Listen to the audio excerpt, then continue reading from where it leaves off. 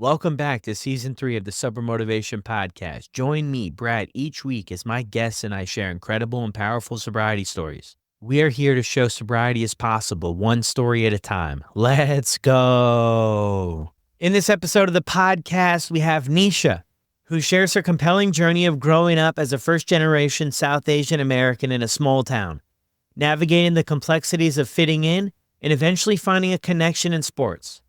As her story unfolds, she details the role of alcohol in her life through high school and college, and the realization that it was leading her astray.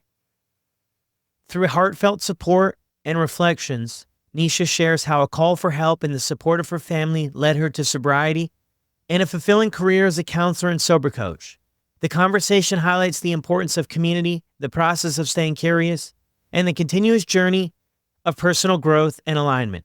And this is Nisha's story on the Sober Motivation Podcast. How's it going, everyone? Brad here. Welcome back to yet again another episode. An incredible story coming up here soon, as is every story here on the podcast. They all have their own twists, their own turns, their own valuable takeaways. And thank you guys so much for hanging out as we cross over 162 episodes, which is crazy to me. I've had the privilege to get to know a lot of you and a lot of the guests throughout this journey. And I want to say thank you for hanging out with me, hanging out with us as we bring these stories to life. If you love this podcast as much as the messages that I get, be sure to share it with a couple of friends. Let them know about the Sober Motivation Podcast, about the stories, about all the incredible stuff that we're doing over here. And if you really enjoy the podcast and it's helped you out in any way, shape, or form on your journey of sobriety or getting curious or trying to just change the way that you're living, I would love for you to consider donating to support the podcast. You can head over to buymeacoffee.com/sobermotivation and donate there. You can also sign up for memberships if you want to do $5 a month or $10. And there's a couple other options as well. It would mean a lot to help cover the cost that's associated with running a podcast that drops 2 episodes every single week and has for a little while now. So if you're able to do that, it would mean the world. If not, keep hanging out. It's all good. Either way, it's all good. Now let's get to this episode. Welcome back to another episode of the Sober Motivation Podcast. Today we've got Nisha with us. How are you? I'm doing well, thank you. Awesome. Thank you for jumping on here and be willing to share your story with all of us. Yeah, absolutely. Grateful to do that. Awesome. So what was it like for you growing up? For me, growing up, it was interesting. So I grew up in a small town. My family moved here from India to the United States. And so we're first generation. So it was a little different. I was small town. I was like probably one of the first Indian kids that anybody in my school had seen. Our class had seen. My siblings and I were the only Indian kids at our school for a while. So that was interesting. There was always that difference, right? And we also lived in a different part of town than the rest of our peers and all of that. So it was always that trying to fit in, right? Trying to find my place. A lot of growing up. And then I found my place. Early on, I come from a family full of athletes. And so I played sports. I played soccer. And that was like my in right there. Starting when I was in middle school, I started playing select, and then I played all the way through high school. Wow. Yeah. Good. Where? And are you still in Georgia? I'm in Georgia. I'm in Atlanta now. Yeah. Okay. Gotcha. So you're going through that, that experience there, trying to find yourself. Then you find soccer. I mean, that's incredible. And I'm not just picturing here, then you're able to maybe have that in common with people, connect with other people and stuff like that. How was everything else going in your life? You had siblings too, did you mention? Yeah, I do. I'm the youngest of 3. So yeah, it was chaotic. I mean, growing up was just chaotic. My parents owned their own business, so they were busy running that. We would help with that as well. So just lots of things going on at all times. And I feel like sports for me quickly became a place where my mind could just get focused on one thing and that's it. Everything else, all the noise, everything just quieted down for that little bit of time. And I loved it and I craved it. Yeah, interesting. What position did you play for soccer? I was a defender. Oh, perfect. And where do you go from here? Did you have anything that stood out for you, say in like middle school years or high school years for you? Yeah. So in high school, a small private school. And again, the atmosphere, I think the culture of it is a lot of, pretty familiar, is that you party on the weekends, even if you're an athlete or whatever. And it's just, we had so many kids in our class, and that's what we did. And that was another way of fitting in, right? And again, it was that like all the racing thoughts or just all of the busyness in my brain would shut down and I could just have fun. That was my only focus. And so that's kind of when my drinking started. Yeah, in high school. Mm-hmm. Yeah, that's something I can really relate to. Is that's one of the things that drugs and alcohol for me served a great purpose, was that my thoughts were always racing, right? Often pushing me to do more, or I felt like I was doing a lot but not enough, and I wasn't, good enough in some ways. And I have an interesting soccer story. I tried out for I've shared this before on the podcast.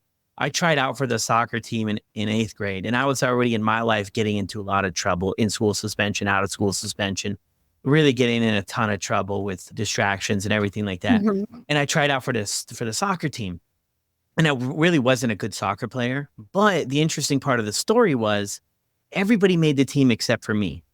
And I'll never forget this day. Looking back, we could go through it now, but looking back, my mom picked me up. And one of the reasons I really remember this story, because it really painted the picture of how I lived a lot of those early teenage years, was not sharing about emotions or really even knowing how to connect the dots. And my mom picked me up and like, how was it? Did it go well? And I was like, oh, I didn't make the team. And then I lied afterwards about, there's a lot of other people who didn't make the team. And that wasn't true.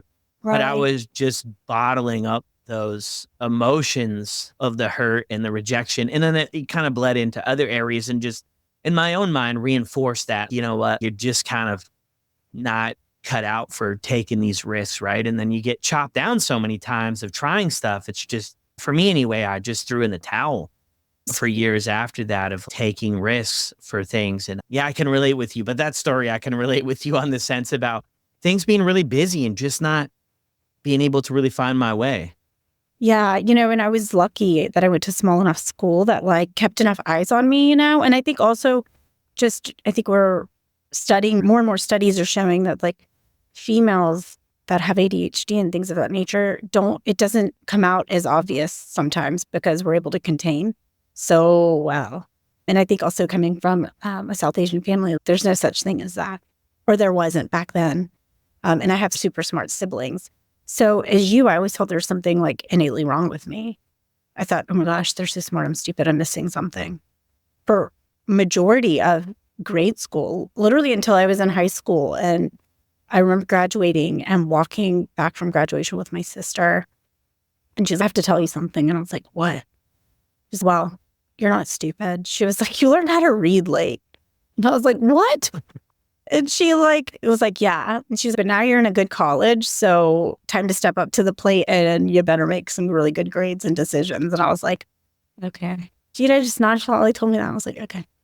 Yeah, no, with you on that. And I always wonder too, we're probably getting way ahead on the story, but I always wonder, for some people, it seems like their story is they just picked up drugs and alcohol or whatever it was, alcohol, and they really fell in love with what it provided for their life. And then I think about my story, and I think about, not that I was like destined for this path or I was born for the struggle for it, but I do believe that I was struggling so much in my life. When I found it, it was like this crossroads, and the intersection point was just maybe near perfect, to where I was struggling at a point with this identity and this low self-esteem and so many other things. And then when alcohol came into the picture, I was like, these people like me. If I can find community, now I can connect with people. I can have a few drinks and all the shyness and the insecurities, it goes away. And even though I was experiencing maybe very small consequences, it was worth it. The sacrifice was worth it in the beginning to be in there, even though I knew what I was doing wasn't right. I didn't grow up in a household where drinking was really even a thing. I never saw my parents drunk. They did drink, but I never understood really what alcohol was. It's really all kind of strange how it worked out. Yeah. But I think that was it. So, you pick up on this in high school. What was it like for you, like the first time? Man, I'm trying to think back. It was probably a lot of fun. So, like you said, like it was not something that was like the norm in your home, right? Like you saw your parents, you never saw them drunk or anything. I think as you said that, it was like I was the rebellious one. I am the outspoken one in my family. So it's almost like the drinking aligned with that identity of mine, right? And so, and I had a partner in crime, of course. And she hosted all the parties, so it just made it so easy. It was fun. I think it was just that exactly. It was pure joy and not having to worry about anything. It's really, if you describe it like the first time, that's all I can think about. Yeah. So where do you go? I mean, do you notice anything in high school when you started drinking, being that you going about it any differently than your peers or no? No, I don't think so. We were all very rebellious and everybody partied super hard. So no one really stuck out. So yeah, I don't think it was that. Now internally, I will say, I'm sure there were times where I made choices where I was like, oh, that didn't feel good or that doesn't feel right. But again, it was nothing where it brought concern. It was more like, learn your lesson. Don't do that again. But no real consequences yet. Yeah. So high school, where do you go after high school? Then we go to find college. And of course, we find people that are like us again, right? And that's it. So I had friends. I went to a small college. And again, we all partied very similar. And so again, it never was like, oh no, maybe I've crossed a line. Oh no, something might be wrong, right? I think you get glimmers of that when you're not living out of alignment and you go really out of alignment, you feel it in your gut and your core. That's not just oh shit, like I made a fool of myself. That's like oof, that does not feel good. That does not feel right. I start having more and more of those. But again, enough to make me go, okay, maybe I'll take a break, or maybe I won't for a little bit, or maybe I'll limit, but never a total stop. Yeah. How did that look for you though? Even like in college, you would be in a spot where considering, limiting things, or some Yeah. people might say like moderation, right? Like just cut Mhm. back a little bit. I mean, what does that look like for you in the early stages? I'd be like, okay, well, I'll only have, you know, a drink or two, or I'll be the driver, right? Like Yeah. it would be putting parameters around it. That's really what it is. And then almost going, okay, you either white knuckle and you stick to your parameters, or you're surrounded by people that are like, why would you even do that? And you say, screw it. And you go have a fun night.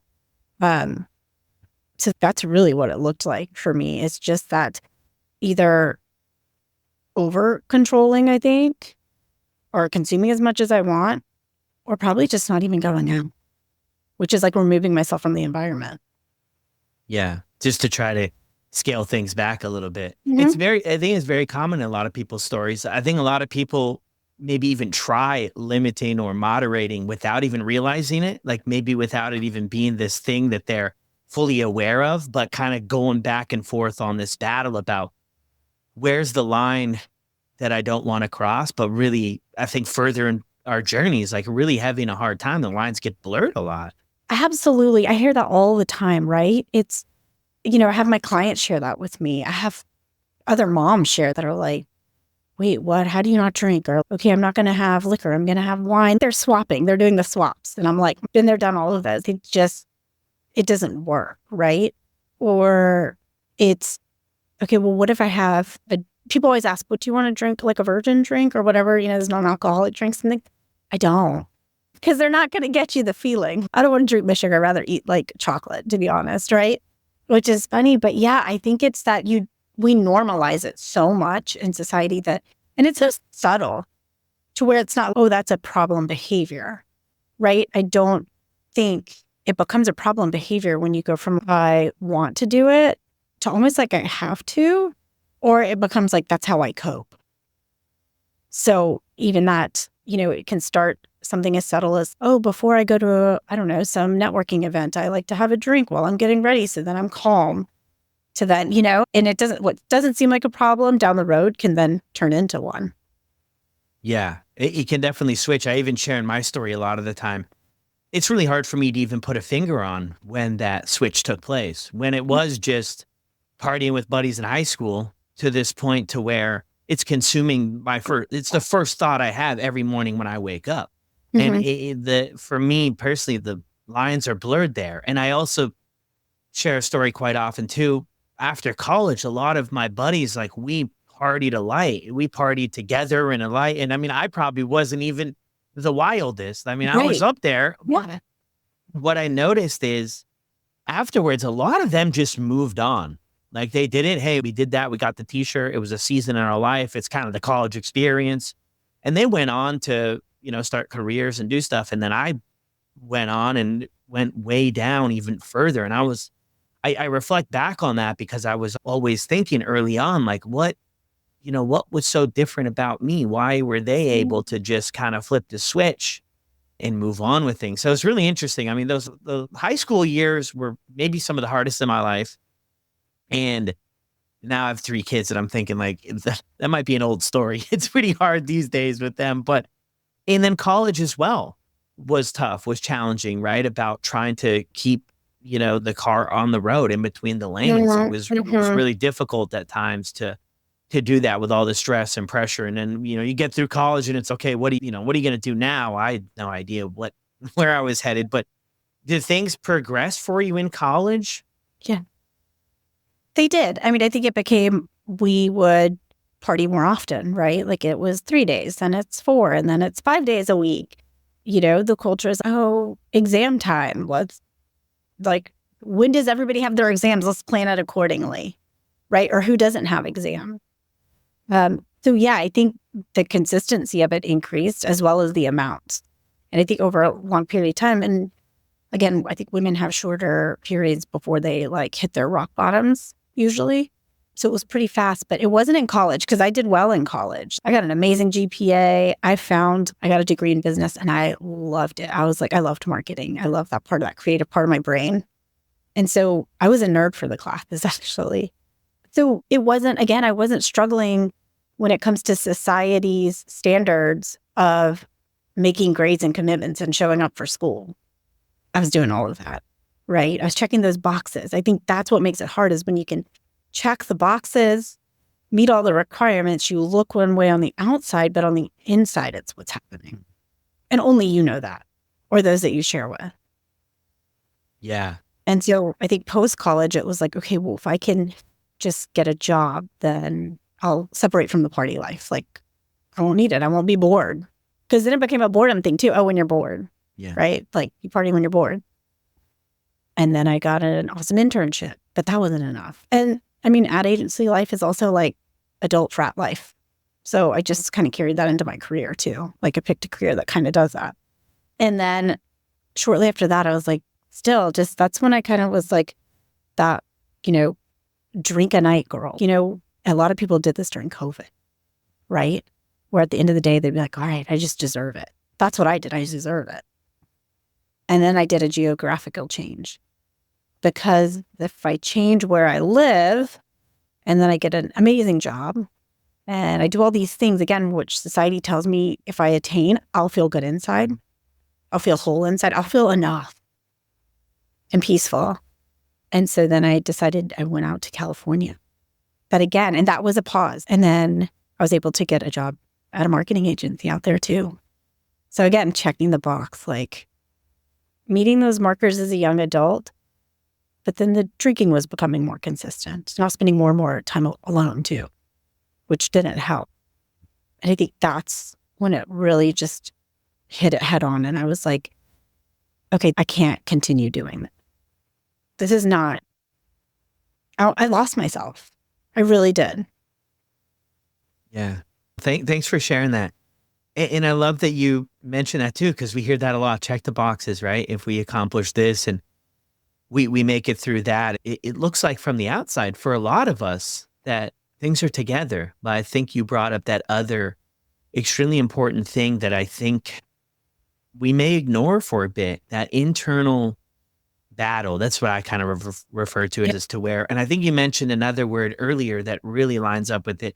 is out of alignment, and maybe getting further and further out of alignment about, we know sort of in our gut and our intuition is that this is not going to get us where we want to go, but we kind of push those voices and those thoughts and those feelings down to keep this going. And then you mentioned you moving to California. Did you move out to California by yourself then?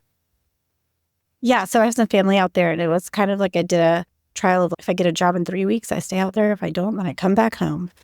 That's going for it, going for it. I did. And I did. I mean, back in the day, they had like newspapers, and it was like the top ad agencies. And I literally sent a resume to each one and called each one and, nailed 3 interviews, got 2 offers. And then I went from there. Wow. So walk us through like connecting the dots on what you were going through on the inside at this, right? Because you're making this move and things are progressing here. What is the internal thoughts and feelings that you're having during this time? It's that chasing. If I just get this, then I'll feel better. And if I feel better, then I don't need a drink at the end of the day or, meet people for drinks. If I feel better, I make better choices, right? I think that's everybody's hope, is that you live a life where you don't need to either numb or distract from your reality. And so that's what I went chasing. But I did not find that, obviously. That's where I hit my bottom, or what I call my bottom, right? And it took me so out of alignment where I just remember one day going, this is not it. Oh my gosh. And I've always been a spiritual person. I've always prayed to God, always. So I watched my mom since I was little do it all the time, no matter what's happening in her life, what chaos. That's where she pulled strength from to continue.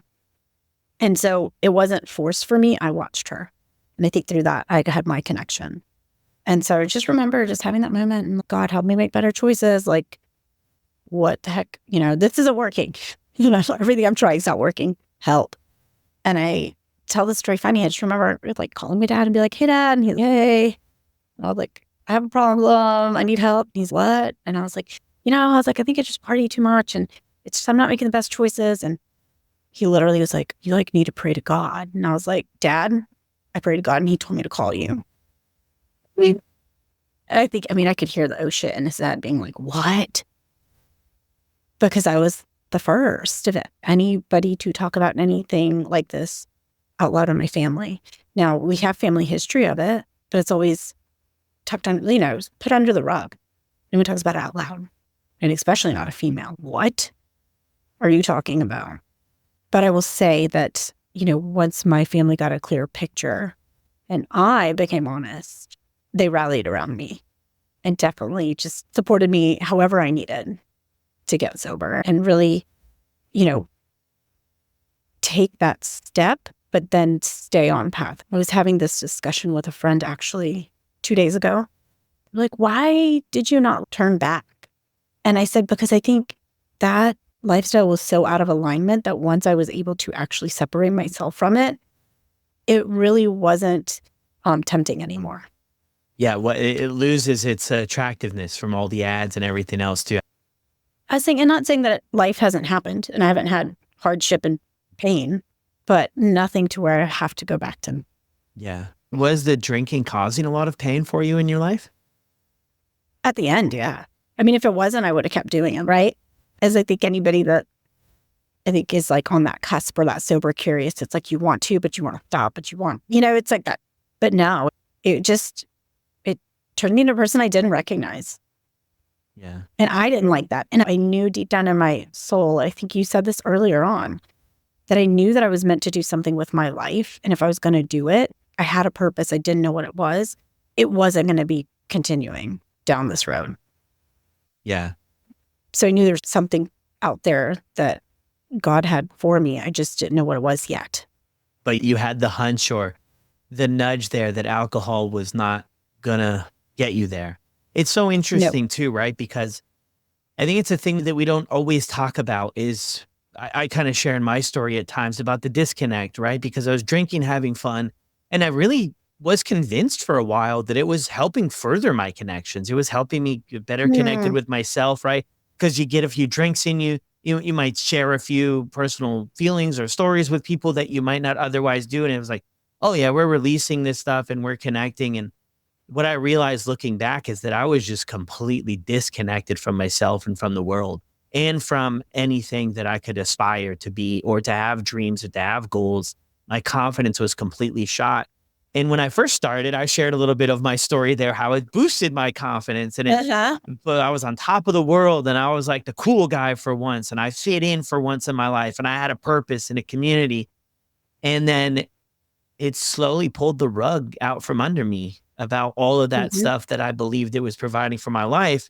And then when I look back too, but when that happened, I was already hooked in. I was already in the cycle of drinking. And I convinced myself in one way or another for a long time that I was going to be able to get this thing back to how it first was when I went to that first party.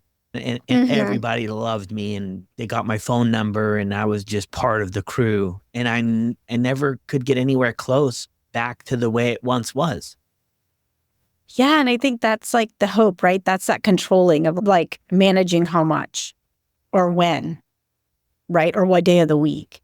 It's that hope that you can pull it back to where it once was when it wasn't a problem or when it wasn't causing this misalignment. Yeah.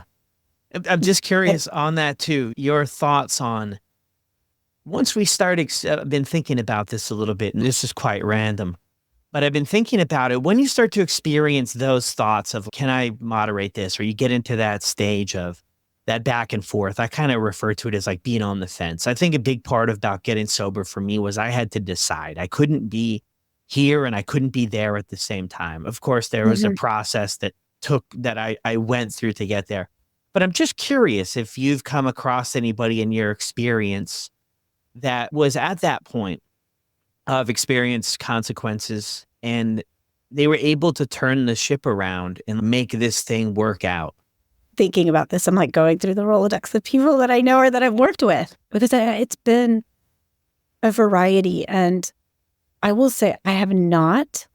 Now, I have seen where I've had clients who have had, when I say long-term sobriety, I will say like a year plus, because that's very hard. I think the stats are very even low for that right now.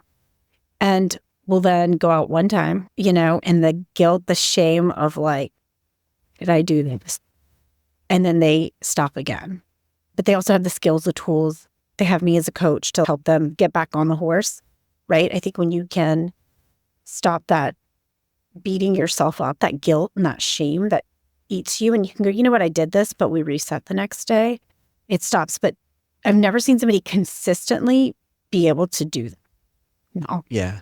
I've seen people also try to switch substances. I've worked with clients where they're like, oh, well, it was marijuana. That's my problem, not alcohol. I almost went, okay. And I'm not to judge. I think everybody's journey is their own. What I identify as sober is not everybody's. And I'm realizing that more and more now because it's changing and evolving. Big woo, And, but I will say down the road, I do see where then it's that substance that they're like, oh no, alcohol is a problem too. That's just a gateway. And I'm like, yeah. So it is. I think it's what happens to your mind and your body and your soul when you're using whatever that substance is, whether it be food, exercise, marijuana, or alcohol. Doesn't. Yeah. No, beautiful. Thank you for sharing that. Give us a quick intro too, because people might not even know what you do day to Yeah. day when you're sharing about clients and your vast Yeah. experience. Yeah. So by trade, I say. Yeah. I'm an actually licensed professional counselor. I've been doing that over 10 years now, specializing in DBT, which is dialectical behavior therapy, really focuses on personality disorders, people who suffer with, issues such as like self-harm and suicide sometimes, as well as addiction. So it's a wide variety. And then now I've also started pivoting. A few years ago, it almost was like, I think I told you, your purpose can change or grow, right? And mine, when I got sober, quickly became helping other people. And then I became a therapist. And now I feel like I was just being called to help on a larger scale. And so I decided I'm doing public speaking, doing more podcast work. I'm writing a book. And now I'm starting to offer sober coaching into my services as well, specifically for clients, either in the sober curious phase, early recovery, or post relapse. There you go. Incredible.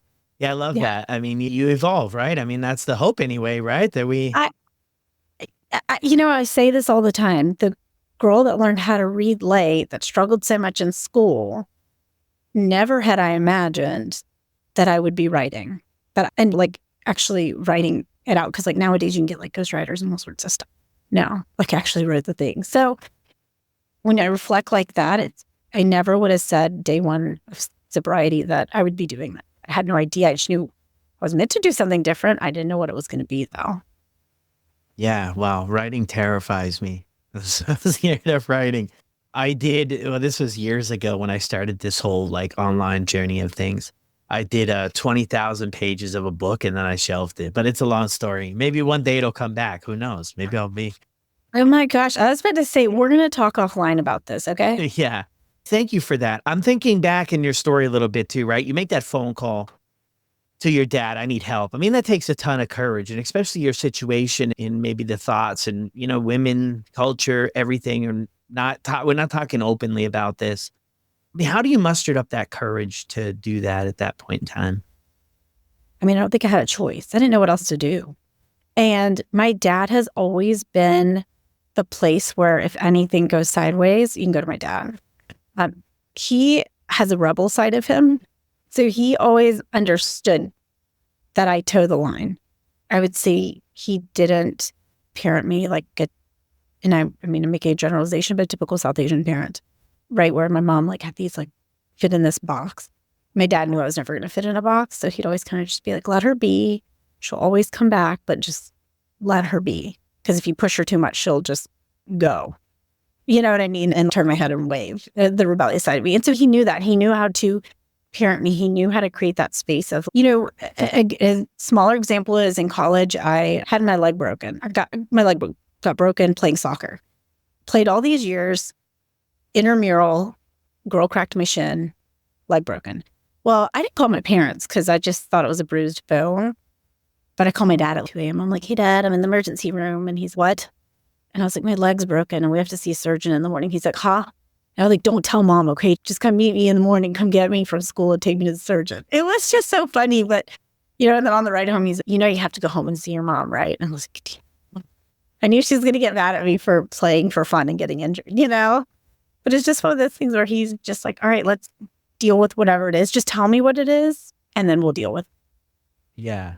No, that's great. So after you make the phone call, you guys have your chat. What are your first steps on this new journey for you? Oh my gosh. I'm like, well, my siblings came to visit me and they were like, what's happening? Everybody just kind of like trying to figure out what's going on. And then it was, okay, well, what support do you need? How do you get support, right? Is it the 12 steps? Is it women's support group? Is it treatment? Is it IOP? What is it? And, I got into a women's support group, did some 12-step as well. And it was foreign. It was so foreign to my family that it was just almost like, do that if that's what you need to do to get healthy, but don't get lost in. Like, we don't want to lose you to it. It was this like weird thing. And I get it because they knew me being a certain way. And then I was changing at the same time, right? So it was hard. It was a good thing. But sometimes good change is also uncomfortable. Yeah. Oh, yeah. Good change is always uncomfortable. Your loved ones too, because they're not used to it. Yeah. Right? It's one of those things. I remember having those discussions and being like, they're like, how long are you going to do this for? What are you doing? And I just be like, I don't know. I'll just keep going. I mean, and I saw people who had long-term sobriety. I hung out with the older people. The old timers, that's what we call them, right? Back in the day. Old timers. Those were my friends. Like literally, I never hung out with people my age because I wanted what they had. And so I wanted to learn from them. Yeah, no, I love that. I even remember too, when I went to my first fellowship meeting, it must have been 17. And I didn't even see any people around there my age at all. Yeah, I can relate to that. I think there was maybe one other person. Yeah. And definitely. Because yeah. How old? Yeah, because how old were you when you got sober? 24. Yeah, so yeah, were you in California still? Because I know California has this. They have a From what I hear anyway, they have a really young person, but you just shook your head no, so you're not in California anymore. No, I came back to Georgia. Okay. When I said that I was struggling, my family had moved me back and were like, really to surround me, support me. Yeah. And that's what I needed. What was the response? Was anybody aware that you were struggling in this area? No, nobody. Not even my best friend. Her and I spoke about it, and we're still best friends since 7th grade. So whatever, how many years that makes it. And she's like, just didn't know. And I was like, nobody knew. I was like, why would I tell anybody? Because I was able to compartmentalize it so well. Yeah. So when you say that, compartmentalize it so well, explain that a little bit. Like, I think show that I'm functioning just fine. Life is good. Moving forward, I'm okay. Even though internally I may be breaking apart, not doing so well. But I never shared that. I never shared how it really was. Yeah. Oh, I can definitely relate on that. Just keep it all together. But eventually, I think maybe in your story too, and like in mine, is it gets heavy to carry alone for. It does. And I think that's, I write about this I remember when I went to the women's support group and it was just like, what was it? It was like, hey, introduce yourself or whatever. And I start like bouting off what I do. And the lead counselor was like, I didn't ask what you did. Tell us about yourself. And I didn't have anything to say. I was like, I don't know. I'm struggling. I need help. And it was just like cracking an egg. And I was like downpour of tears. That was it. But it wasn't also people who were like, oh, be quiet. It's going to be okay. Here's a box of tissues. They just sat with me and held it, which felt weird too. But to hold that space, to be like, oh, you're broken, but we'll hold the space for you to be broken. It's okay. Yeah. Wow, that's powerful. Mm-hmm. To be there. Is that what kind of, when you reflect back, a lot of identity and stuff that you were connected to was checking those boxes in a sense? Yeah, I think so. Mm-hmm. Checking. Yeah. Yes. I think about it, I'm like, but truly, yeah. I think it's very easy to get lost in that, even in sobriety. Yeah. Like, I don't think it's like we get sober and then we're completely fully aware and intentional the rest of our lives. Like, it takes like daily work and showing up in your life and getting curious. I talk about that. It's constant curiosity of growth. I had a few years ago where I just didn't feel like myself. And I was like, what's happening? And it was just because there was a lot of life going on. And one of my defaults is going into hyper productivity. I can't godly amounts of things done, but I'm so disconnected from my inner self, where it was an experience where I went back into therapy to go, okay, what's wrong with me? I was like, I don't feel right. And he says, there was like, you look great. I was like, I know I look great, but and she dug in. She goes, oh, you do have a lot of internal turmoil. I was like, yeah. And so I think it's that consistent curiosity of growth and development. Yeah.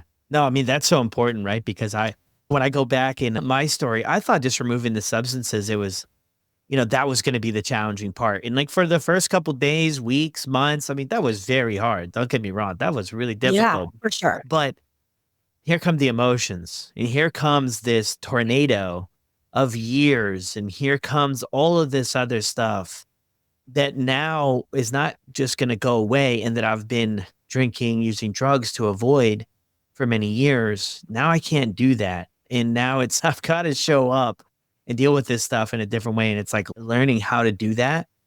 What I really realized early on is that, drugs and alcohol caused a lot of chaos in my life, but that ultimately was not my problem. What was my problem was what I saw in the mirror, what happened since the day I was born. And it wasn't a bunch of big trauma things, but it was a lot of small traumatic experiences that I held on to that shaped the way that I thought, and the way that I thought about myself and the world and everything else. And that was like, for the first 2 years, here I am uncovering all this stuff, probably more so after the first year, and really understanding that, my goodness, there's a lot more going on here than I ever imagined. Yeah. You said it so beautifully. I think it's not that the behavior is the problem, right? It is the coping mechanism. It is our solution that's the problem, really, because whether it's drugs, it's alcohol, it's food, whatever it is, that's the solution to the problem that we have. And also remembering to have grace with yourself. If you knew better, you would have done better. Yeah. Right? I get told all the time to, I get reminded, especially when I work with people that are new or just getting curious, so much judgment. And I'm like, have grace for yourself. Were you taught this? Did somebody teach you how to cope with life or deal with these things from a young age? No, you did the best you could. And then it evolved from there. You don't know what you don't know, right? And I agree that first year is just getting to the first year. It is not this in-depth, deep spiritual, whatever, personal healing, trauma journey work. A lot of times it's really just taking it a day at a time, finding a routine, sticking to the few things that work. And honestly, I think one of the key things for especially someone like myself who is so good at just looking like they can show up and be okay, find people that you can be ugly with, ugly, raw cry, share the dirty stuff, and know that you won't be judged and you'll be loved anyways. You got it. You don't have to have a ton of people like that, but one or two to get started, I think is necessary. Yeah. A few people that understand maybe what it's like, what the journey is like, and people that, yeah, you can just open up and be real honest with. Because I think sometimes too, it's so mixed, right? Everybody's journey and the way that they get sober and what their sober life looks like. We can sometimes get stuck with a measuring stick about, are we doing it right?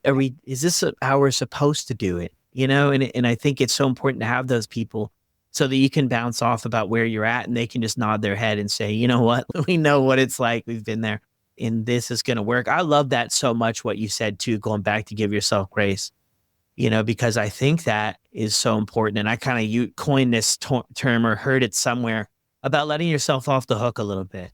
And not to say, hey, we don't need to do anything here, but to say, hey, like what you mentioned there, if you knew better, you would have done better.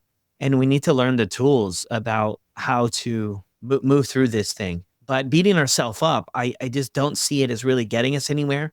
And I did that for so long because I was a convicted felon at 18. I couldn't get a job at Burger King. And I was like, dude, I mean, what is going to be of your life? What are you going to do with your life?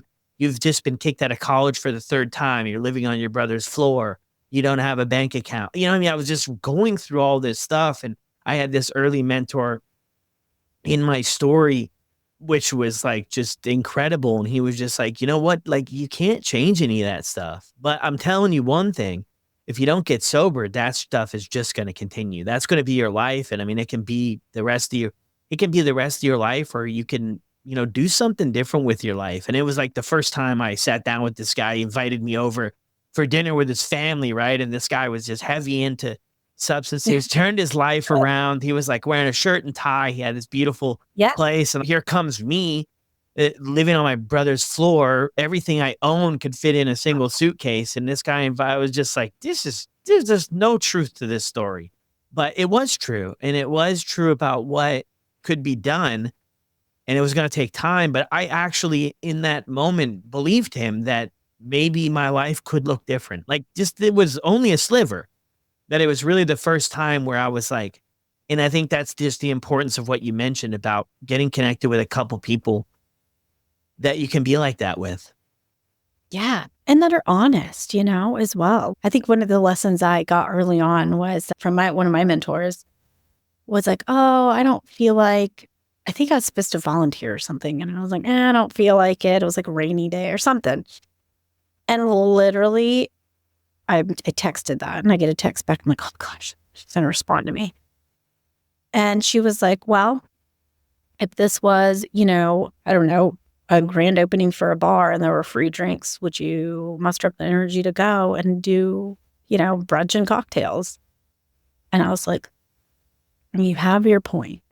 And the point was that, when you feel like not doing the right thing or doing what is healthy, ask yourself, would I have put that energy into the addiction or whatever unhealthy behavior it is?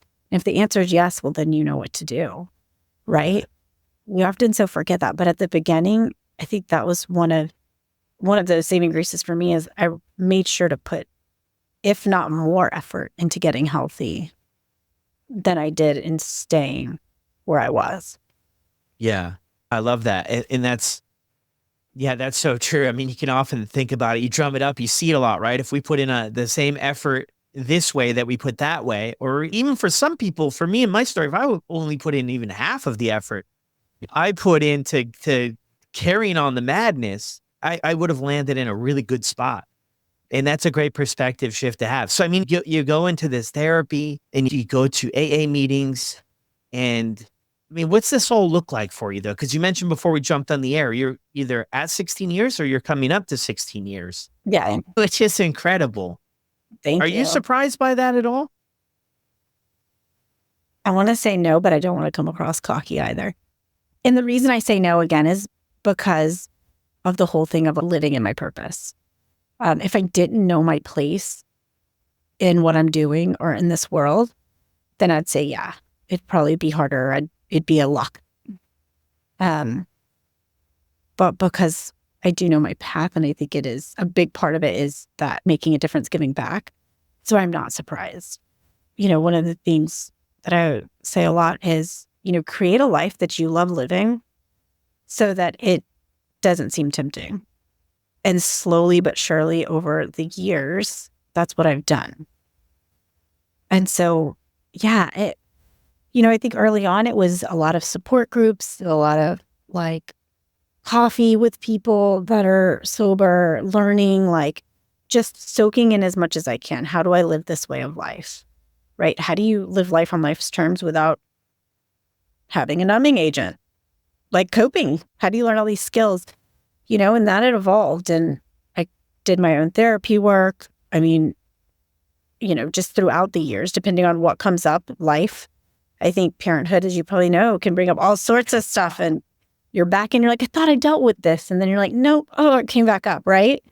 So, yeah. And, today I think I have people that I keep in contact with that serve as mentors or just support, or friends, really, that support that. And then also a big part of the work I do is giving back and being in the community, in the sober community. I think that keeps me plugged in and in the middle.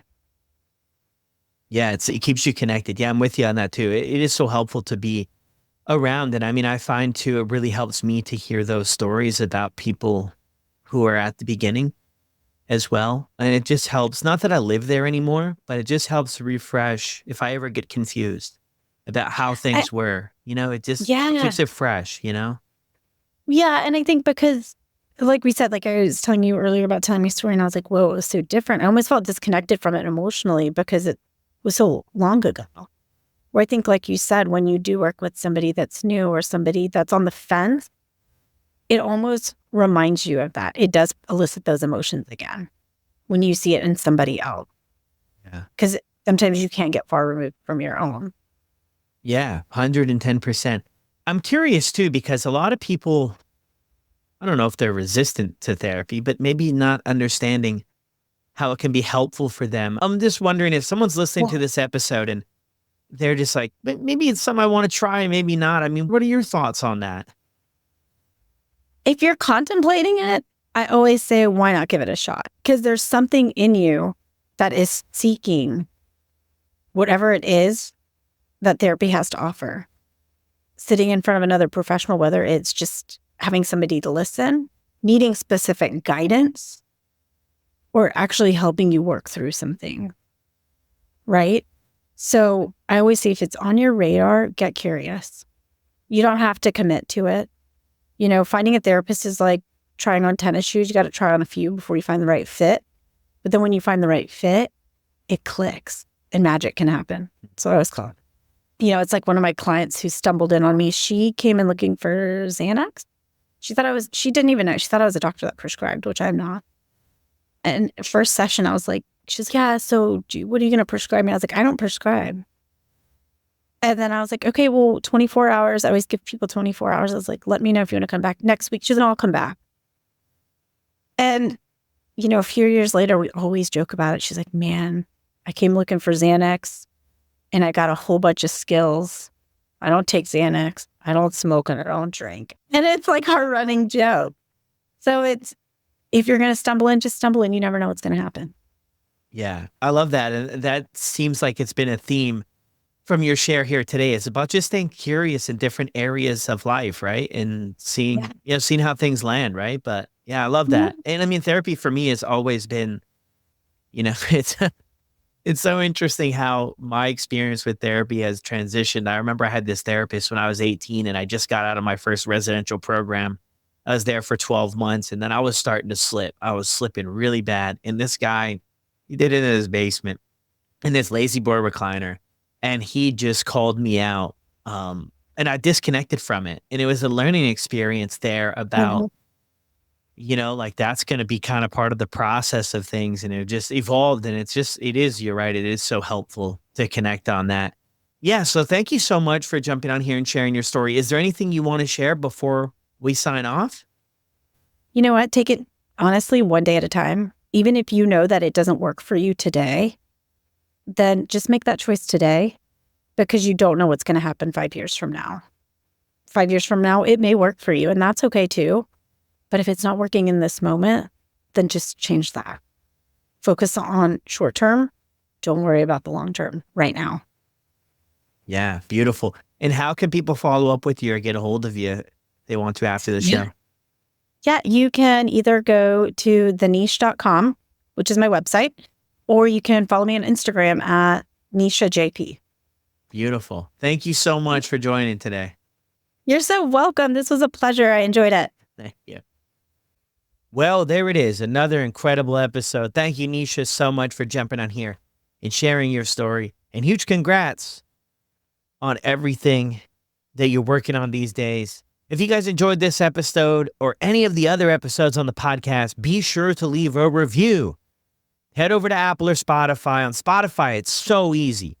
You just have to hit 5 stars. On Apple, if you could write a written review, that would be incredible if you're enjoying the show. If you're not, send me a message and let's make it right. And I'll see you on the next one.